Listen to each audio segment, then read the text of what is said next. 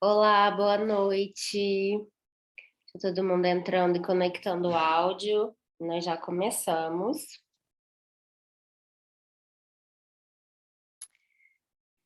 Pronto. Olá, boa noite. Eu sou Ana Paula, aqui da plataforma Geni, e essa é a primeira discussão, o primeiro debate que nós vamos ter do ano, inaugurando aqui do Femigeni, a nossa roda de conversa feminista. Nós gostaríamos que fosse presencial, mas agora com o aumento dos casos novamente, né? O número tá bem preocupante.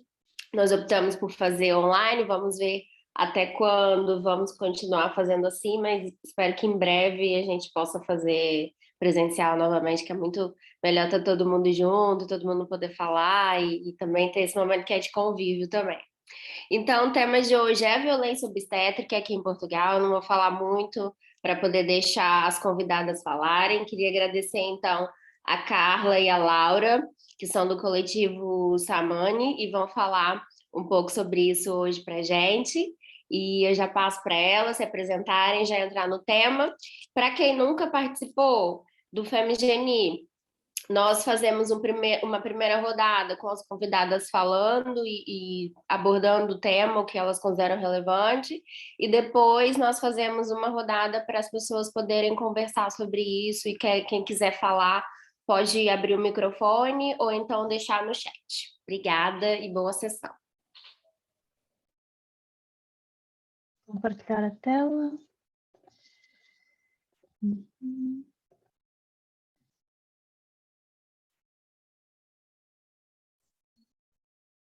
Conseguem ver? Está tudo certo? Pronto. Boa tarde a todas. Obrigada. Eu sou a Laura. Queria agradecer também em nome do Coletivo Saman pela oportunidade para estarmos aqui hoje e falarmos de violência obstétrica em Portugal.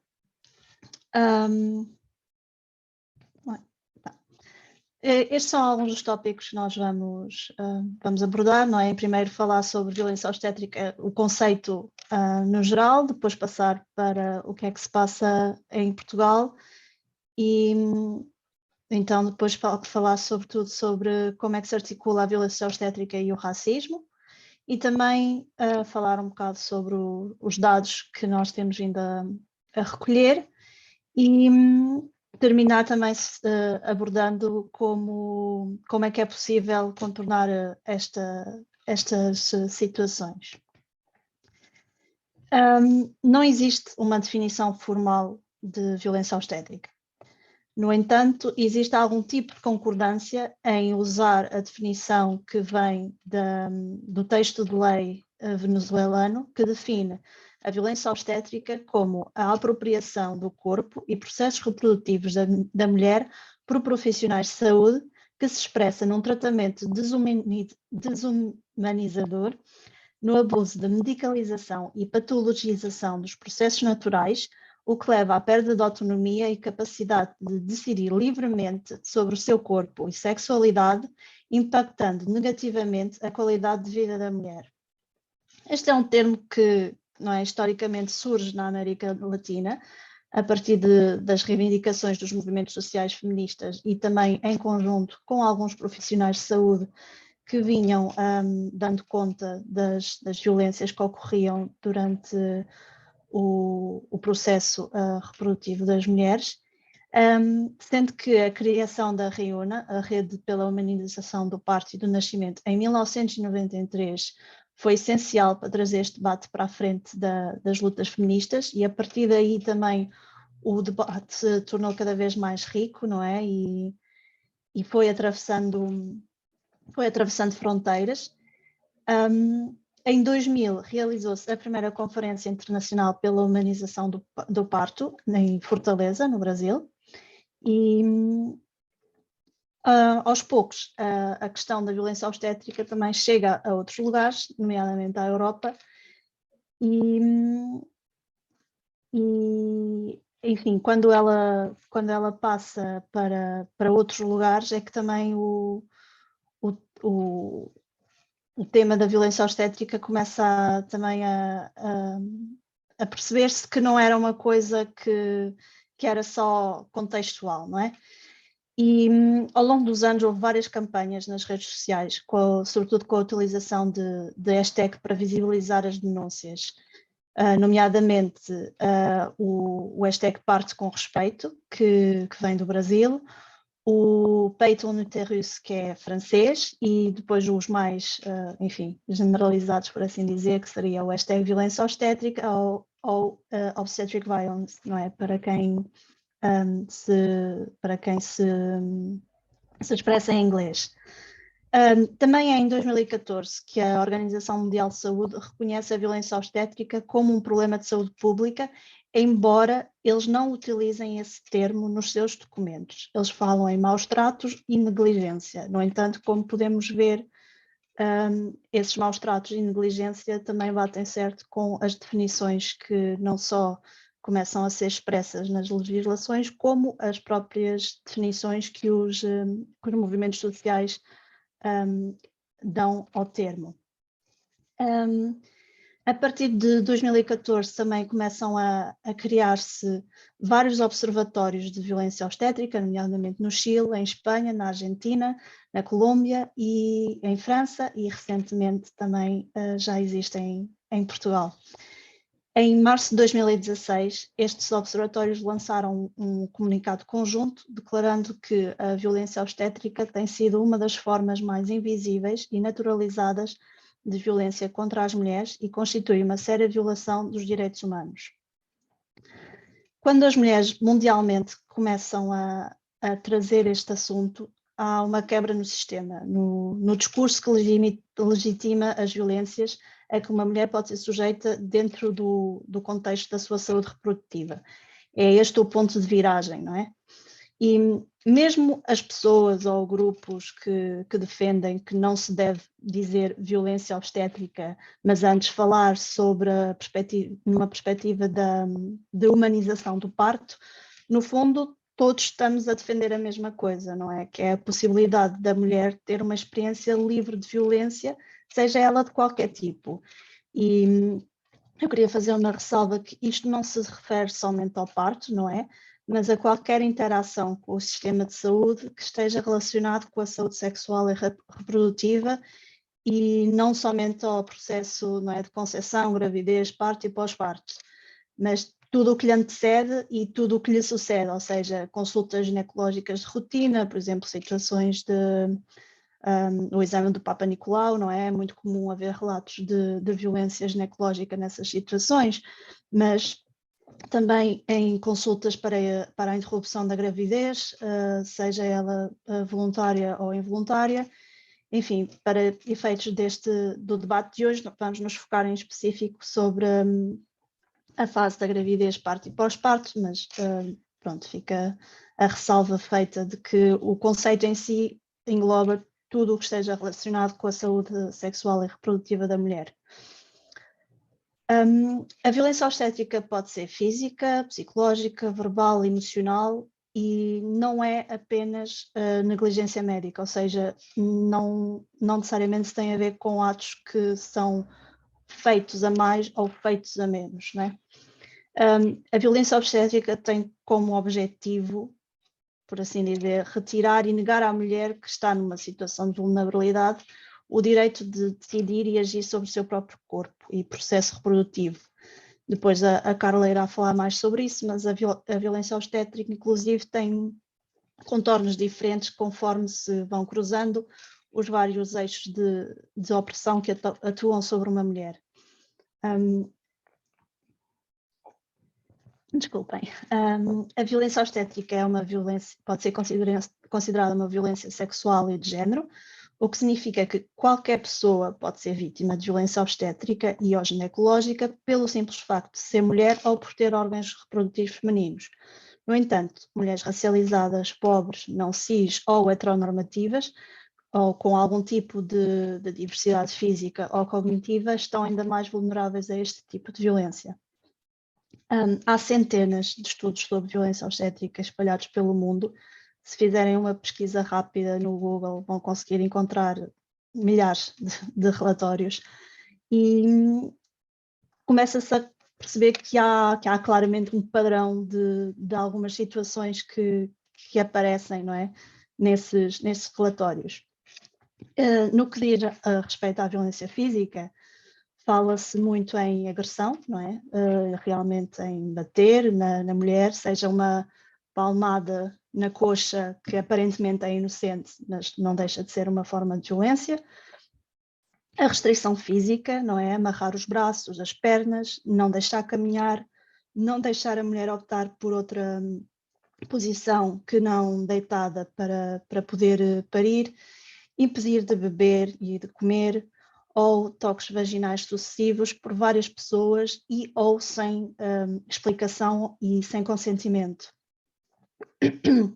Em relação aos procedimentos, podemos falar sobre a imposição de uma cesariana sem um motivo real ou simplesmente pela conveniência né, da equipe que está a assistir àquele parto.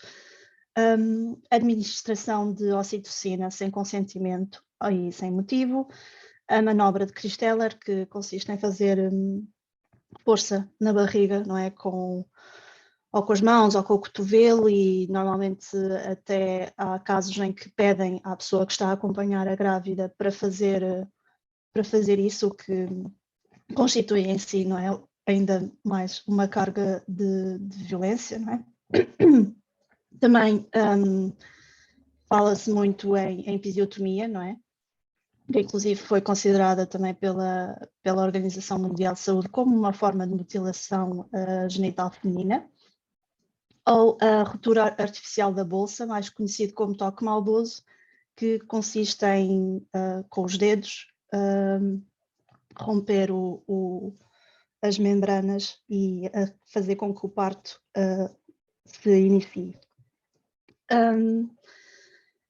No que diz respeito à violência psicológica e emocional, estamos aqui então a falar da negação de direitos, nomeadamente a negar a presença de um acompanhante, o que durante os tempos de Covid aconteceu muito e em muitos lugares. Ameaçar de abandonar, deixar sem assistência médica, ameaçar também das consequências das decisões que aquela mulher toma sobre o decorrer do trabalho de parto, ou sobre, enfim, a gravidez também, sobre as consequências que aquilo pode ter sobre o bebê, não é? Dizer coisas tipo, você assim vai matar o seu filho, etc. Afastar o bebê da mãe, sem motivo, não é? Nós não estamos aqui a falar de situações em que o bebê realmente tem algum tipo de problema e precisa de ser assistido. Estamos a falar de um caso em que o bebê pode perfeitamente e deve ficar ao pé da mãe logo a seguir ao nascimento, ou impedir ou dificultar a amamentação. Nos casos de violência verbal, estamos a falar de injúrias, comentários depreciativos, ofensivos sobre a identidade, ou porque a mulher é demasiado magra, ou porque é demasiado gorda, ou porque é demasiado nova, ou porque é demasiado velha, comentários sobre o estilo de vida, sobre a sexualidade e gritar. Sendo que, obviamente, não é não existe só violência física ou só violência psicológica, não é? Isto vai tudo se entrelaçando. E é certo que para algumas mulheres, algumas destas situações não são interpretadas como violência. No entanto, independentemente disso, não são práticas normais, e a OMS já disse, muitas delas, sobretudo em relação aos procedimentos, que elas não são recomendáveis e não devem ser praticadas por conta dos resultados negativos que elas têm sobre a saúde da mulher e também do bebê. Agora, qual é a situação em Portugal? A situação cá não é de forma alguma diferente dos outros países. O parto hospitalar como norma é algo relativamente recente, não é? Tendo vindo sobretudo a crescer a partir dos anos 70, com a criação do Serviço Nacional de Saúde e a sua expansão. Nos últimos 15 anos, várias associações, grupos formais e informais, pessoas a título individual e investigadores em ciências sociais têm se debruçado sobre o tema da violência obstétrica e têm procurado entender como é que está a situação nacional. Estes são alguns recortes de notícias, sendo que atualmente existem muito mais, também devido à visibilização que o tema tem tido nos últimos meses. A Associação Portuguesa pelos Direitos da Mulher na Gravidez e Parto tem feito um trabalho incrível no que diz respeito a entender o que é que se passa em relação às experiências de gravidez e parto das mulheres em Portugal, e elas já realizaram 2 inquéritos, sendo que o mais recente trata sobre partos que ocorreram entre 2015 e 2019 e recolheram 7.555 resultados, o que para o universo da população portuguesa já dá para identificar algumas coisas.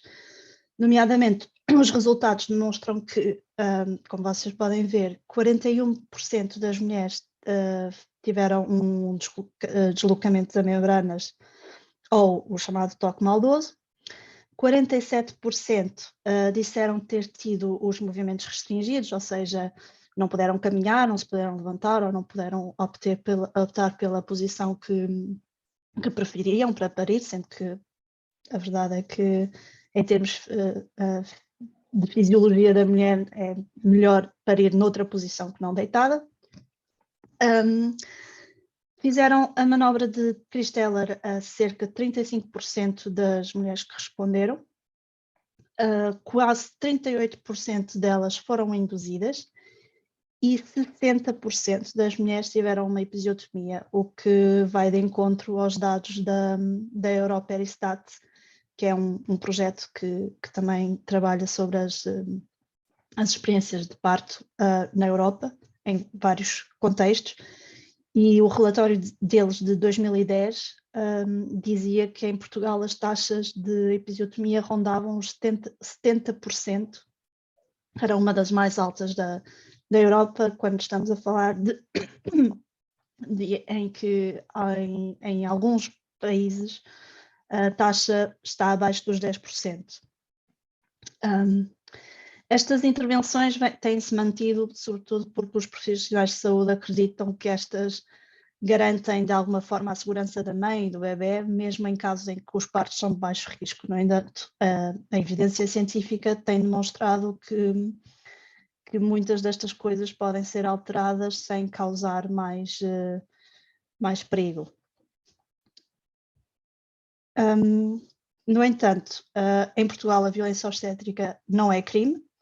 Existe o crime de negligência médica, mas lá está, como eu tentei explicar há bocado, não se pode equiparar, não é? Em 2021, a deputada não inscrita Cristina Rodrigues propôs à Assembleia da República uma alteração à lei que levasse à criminalização da violência obstétrica e, no seu texto, ela definiram o fenómeno como qualquer conduta direcionada à mulher durante o trabalho de parto ou puerpério que lhe cause dor, dano ou sofrimento desnecessário, praticada sem o seu consentimento ou em desrespeito pela sua autonomia ou preferências, constituindo assim uma clara limitação do poder de escolha e de decisão da mulher. Dentro do processo, não é, que leva à aprovação de leis, foram pedidos vários pareceres, nomeadamente à Ordem dos Advogados, à Ordem dos Enfermeiros e à Ordem dos Médicos. Nenhum destes organismos foi 100% positivo sobre a forma como a proposta estava elaborada, mas a Ordem dos Médicos foi absolutamente categórica na sua abordagem, sendo que chegou a dizer que, no seu parecer, que não se dá como provada nenhuma situação de violência obstétrica em Portugal. Sendo que, obviamente, que para algo poder ser provado, não é, é preciso haver um enquadramento que permita às vítimas poder, não é, apresentar provas. Ainda dentro do parecer, eles terminam dizendo que é perigosa a ideia de que o parto e o puerpério são processos fisiológicos em que raramente se justificam intervenções médicas, quando na verdade representam um período muito perigoso para a mulher e o seu filho. Isto desplotou uma onda profunda de indignação junto de mulheres e de mães, não é? e outras pessoas, e durante 2 semanas o movimento #EuVivo pediu que as mulheres lhe enviassem as suas histórias, e isto culminava na organização de manifestações em frente à Ordem dos Médicos no Porto, em Lisboa e em Coimbra. Em Lisboa foram entregues cerca de 500 testemunhos impressos, sendo que elas receberam muitos mais do que isso. E esse dossiê foi entregue à Ordem dos Médicos, sendo que não houve uma resposta oficial, pelo menos não até ao momento.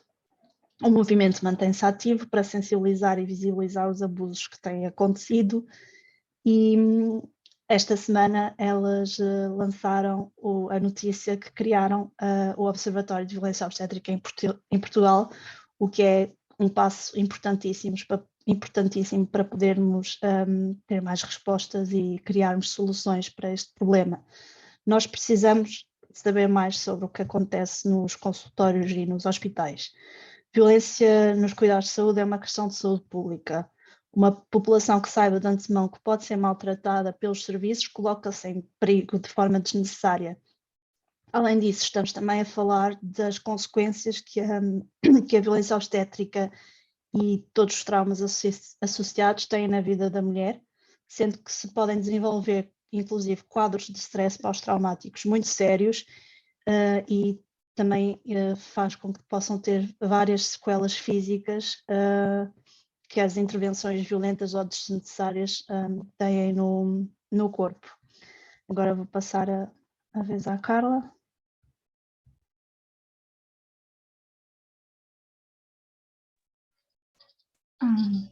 Então, continuando, né, e aí dando um enfoque mais para o que o nosso próprio coletivo também tem tentado se debruçar mais, que é a relação da violência obstétrica com o racismo.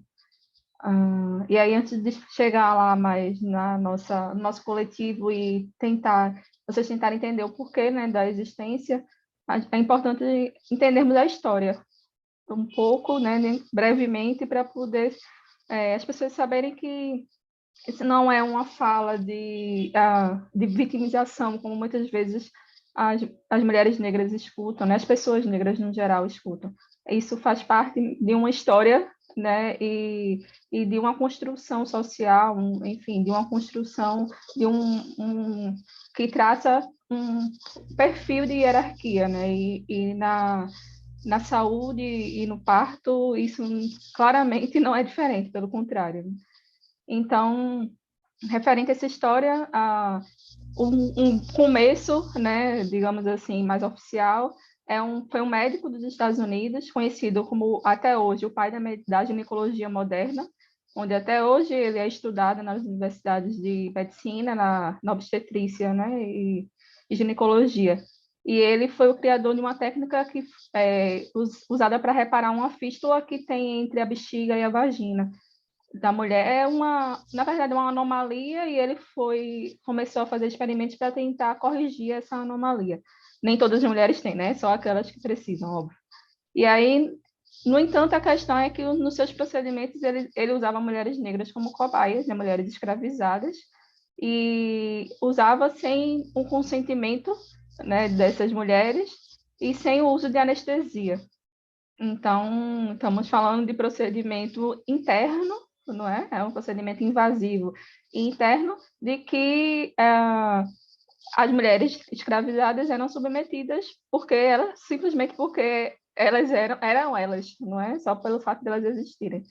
Então, segundo o próprio médico, os africanos tinham uma tolerância fisiológica incomum para a dor, né? Então, isso justificaria a não necessidade de anestesia. E, coincidentemente, eu não sei se vocês já ouviram, mas muitas vezes a gente escuta esse relato, né, de que as mulheres negras elas são boas parideiras porque elas sentem menos dor. Então, a gente consegue, quando conhece a história, a gente consegue começar a identificar algumas coisas do presente, né? De onde vem isso tudo do presente. E aí, uma mulher dessas que foi bastante falada e bastante estudada até hoje é a negra Lucy, né, que foi a primeira cobaia desse médico, e ele dizia, né, nos seus relatos, que a sua agonia era extrema, né? E aí ele disse que achava que ela ia morrer em alguns momentos. Então, assim, era algo que era relatado, era escrevido, era demonstrado nos relatórios. Então, são situações que eram normais, não é? Para aquele contexto. Eles achavam como normais e tratavam como normais. Então, também por isso, até hoje, a gente tende a normalizar, né? A nossa sociedade acaba normalizando esses tipos de violências, né? Ah, pode passar, Laura.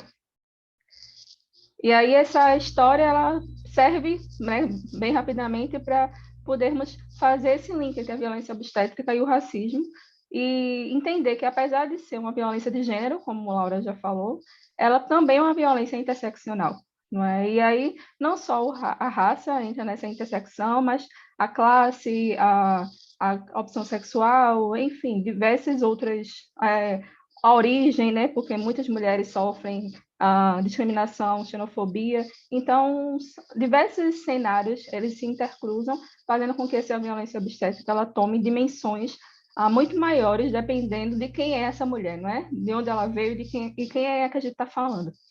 E aí a violência interseccional, como a gente sabe, é um conjunto de opressões, de diversas opressão socioeconômica, a opressão biológica, enfim, é um conjunto de opressões a certos grupos ou indivíduos que vai acabar dificultando, né? E esse indivíduo, esse grupo, ele tem uma posição favorável dentro da sociedade, né? Então, a gente está falando de uma combinação de violências, né? E essa combinação de violências, elas são originadas, sobretudo, de um pensamento e de uma experiência colonial, não é? Era uma experiência que, ela, apesar do colonialismo ele ter acabado enquanto estrutura jurídica administrativa, e nem por isso, né? Porque ainda tem algumas realidades que são assim, mas ainda se sustenta as suas faces, né, da colonialidade hoje, de diversas formas, como a gente... Essa é uma das formas, inclusive, não é? E aí essa interseccionalidade a gente vê aqui nessa pirâmide, né, de que o homem branco, o homem e a mulher branca estão acima do homem e da mulher negra, né? E a mulher negra, ela está abaixo de todos eles. Pode passar o próximo. Então, esse entendimento desses dois fatores, né, da violência obstétrica e do racismo, né, com as mulheres de forma geral, levou a uma denominação de racismo obstétrico. Então, é um conceito, né, que vem a partir da junção dessas dois tipos de violência, né? Então, estamos falando de discriminação de gênero mais discriminação étnico-racial. Então, que é um conjunto de violências estruturais.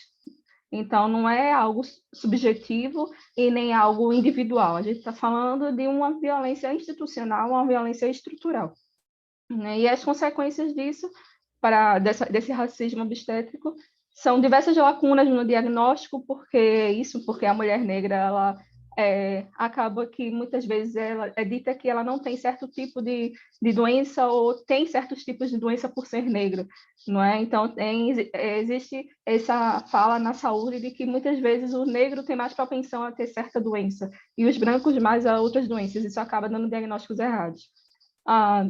Desrespeito a consequências que causam dor, como a falta de anestesia, por exemplo, se for necessário, né, se a mulher quiser.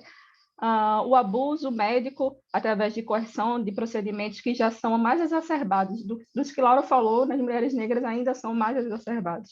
Ou a falta de procedimento ou o excesso de procedimento. Né? E o clássico, que é fazer procedimentos sem consentimento declarado. Então, esse, infelizmente, é um clássico dentro da obstetrícia, né, de forma geral. E aí pode ser sutil ou pode ser explícito esse racismo, né? Muitas vezes o profissional não chega falando, sua negra, e etc e tal. Isso não acontece nos dias de hoje, né? É mais incomum, pelo menos.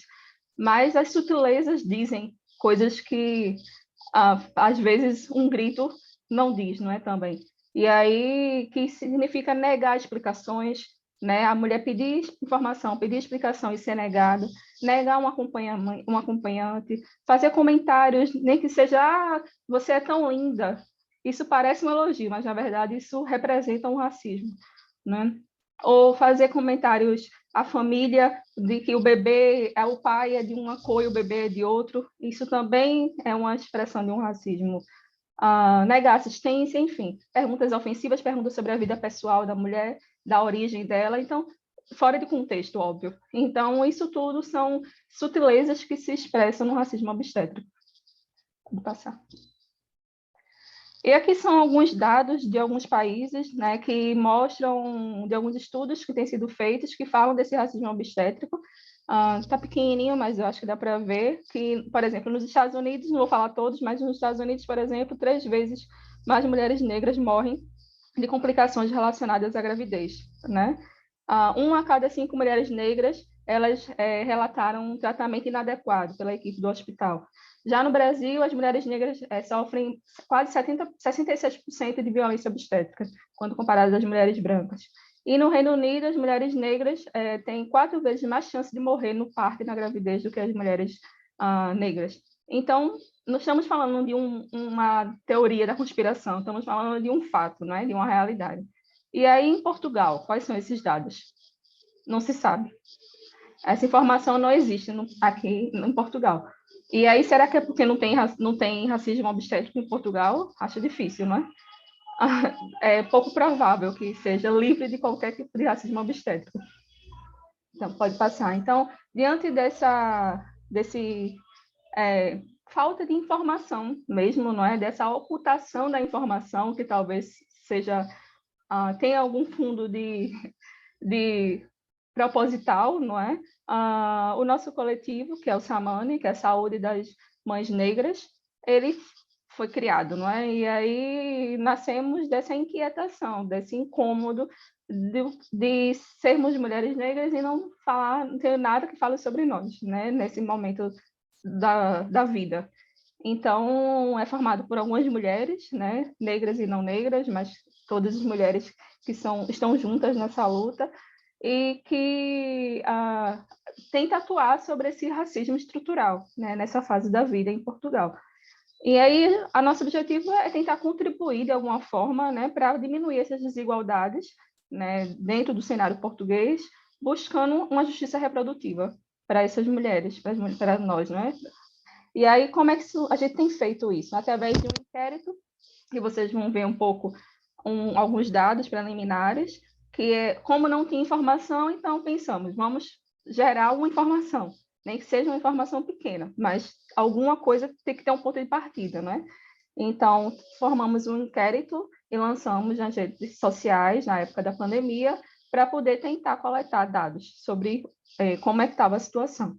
Através também de rodas de conversas com as mulheres, divulgação de informações nas redes sociais e contribuindo com formulação de políticas públicas, como, por exemplo, recentemente, na contribuição das recomendações com a Organização Mundial da Saúde, que colaboramos em 2 artigos das recomendações referentes à saúde. Pode ir. E aí, os dados preliminares desse inquérito, não vou falar todos também por causa da hora, mas 62% das pessoas que responderam eram negras e 17% se identificaram como mulatas ou mestiças, foi uma autodefinição. Então, é um público que pretende ser alcançado, não é? E, como vemos os dados maiores, 82,4% não apresentaram plano de parto, e não foi oferecido, ou, enfim, não tiveram essa possibilidade. 87% não puderam escolher a posição do seu parto, que a gente já viu com Laura que isso é a restrição do movimento, é um tipo de violência obstétrica. 33% se sentiu humilhada durante a gravidez. E aí, dentre os outros dados, né, que ele foi de março a junho de 2021, por enquanto, e o inquérito ainda está aberto, né, ele ainda está recebendo respostas, então esses números eles já são mais dinâmicos, né? Mas só para vocês terem uma noção de que o panorama de Portugal não é tão inocente como, né, não é tão ausente como aparentemente era, né? Pode ir. E aqui, dentro desse mesmo inquérito, tinha algumas perguntas abertas que as mulheres podiam falar um pouco do que elas quisessem, e a gente também trouxe alguns relatos, né? Então, vou ler só alguns, que é, por exemplo, a resposta de um profissional, provavelmente. Sim, vão para né? E para a vossa terra de uma vez por todas. Isso é um profissional falando para uma mulher na hora que ela estava, né, parindo. Também esse outro relato diz que quando injetou algo no soro, provavelmente era ocitocina, para estimular, não é? As dores começaram, ela chamou a enfermeira, disse que não aguentava mais de dor, e ela disse, nós pretas somos boas parideiras, né, que ia aguentar. Então, vem novo aquela história, né, de que as mulheres negras aguentam a dor. Pode ir, próximo. Sobre a questão da dor, ainda tem essa última fala, que é, és uma preta falsa, né, de que é isso, né, se tu não aguenta a dor, tu não és preta, porque tem essa relação. E também, quando esse outro relato, né, quando ia para a sala de cesariana, senti muito medo por ser negra, sozinha naquela sala. Só quando ela viu um anestesista negro e uma enfermeira negra, ela ficou mais tranquila. Então, essa coisa também da solidão da mulher negra nesse espaço e do medo, né? Então, é muito preocupante nós, mulheres negras, termos medo de parir em Portugal. Isso não pode existir, não é? A gente não pode ter medo de ir para um serviço de saúde que, teoricamente, era para nos proteger. Então, é disso que esses relatos falam, né? Pode ir, próximo.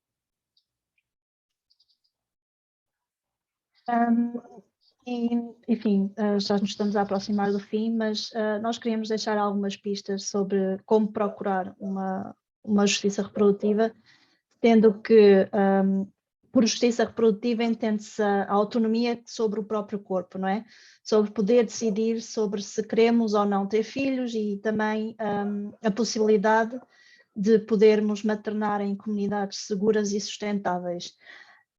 Estes são objetivos que, obviamente, não podem ser conquistados individualmente, não é? Ou seja, não depende só de nós, enquanto mulheres, sejamos nós mulheres brancas ou negras, mas tem de ser, não é, um movimento coletivo e um movimento também político, e é a partir de mudanças estruturais que estas coisas se dão. Mas, enfim, há pequenas coisas que podemos e devemos fazer para garantir que ao menos sabemos os nossos direitos e sabemos aonde é que devemos nos dirigir caso aconteça alguma coisa, não é? E, enfim, procurar informação é sempre importante junto dos profissionais de saúde que nos acompanham, sendo que pedir várias opiniões é sempre válido, não é? E nunca necessariamente aceitar uma resposta como 100% certa, sobretudo se o nosso instinto nos disser que alguma coisa não faz sentido, não é? Por exemplo, a médica ou o médico que nos está a acompanhar garante-nos que nós não vamos conseguir parir sem ser com uma cesariana e, enfim, já começa a marcar uma data e, enfim, é de desconfiar, não é? Se calhar procurar saber o porquê e enfim, procurar doulas, não é? Doulas têm sempre outras perspectivas também sobre o parto e têm muita informação que podem nos ajudar. No caso de Portugal, também contactar a Associação Portuguesa pelos Direitos da Mulher na Gravidez e Parto, que também tem pessoas dedicadas a prestar informação e a ajudar as mulheres durante todo o processo da sua concepção. Nas redes sociais, obviamente, em canais de confiança e cruzando sempre com várias opiniões, não é? Mantendo sempre o espírito crítico e também com outras mães, não é? Porque é em rede que nós conseguimos também chegar a mais gente e chegar a outro tipo de experiência e também darmos-nos conta que aquilo que aconteceu não foi só connosco ou algo que nós achamos que é estranho, se calhar no fundo até é normal ou até tem uma solução que é mais simples do que aquela que nos foi apresentada pelo nosso médico, não é?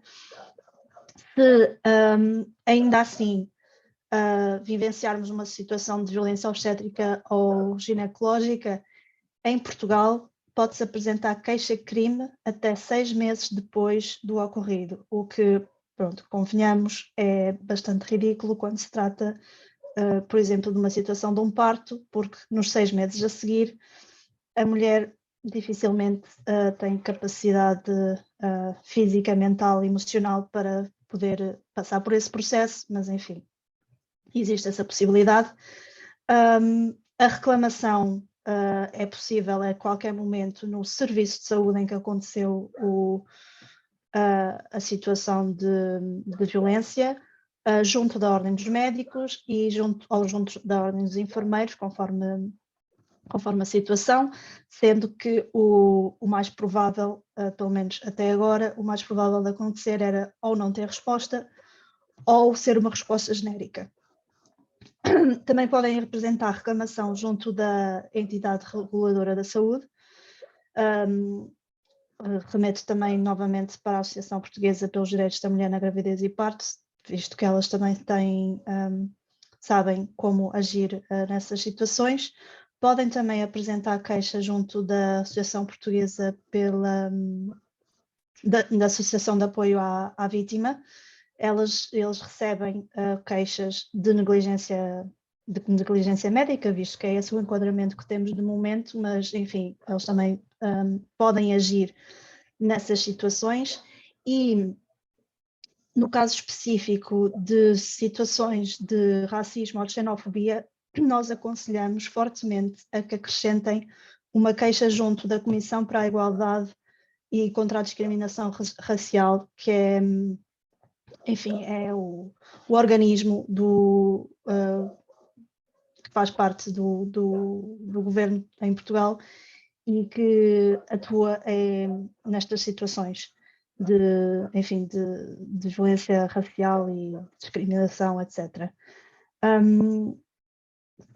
É assim, nós sabemos perfeitamente que é sempre difícil entrar nestes processos, mas quem conseguir e quem tiver coragem e se não conseguirem fazer isso sozinha, podem contactar-nos a nós ou contactar outros organismos que existem semelhantes para ajudar nesse processo, mas é realmente muito importante que as queixas sejam apresentadas para poder também, não é, contrabalançar aquilo que, por exemplo, a Ordem dos Médicos disse, não é, de que não se dá como provada situações de violência obstétrica. Infelizmente, a prova ainda tem de ser apresentada por nós, mas, enfim, existem canais que nos possibilitam fazê-lo. E pronto, muito obrigada por terem assistido. Estas são as nossas redes sociais, o nosso e-mail, o Instagram, o Facebook, qualquer coisa também ainda vamos estar aqui à conversa. Obrigada por terem assistido. Muito obrigada, Laura e Carla. Eu não sei se alguém tem uma pergunta, mas eu já tenho uma para começar. Deixa eu só parar aqui a gravação, que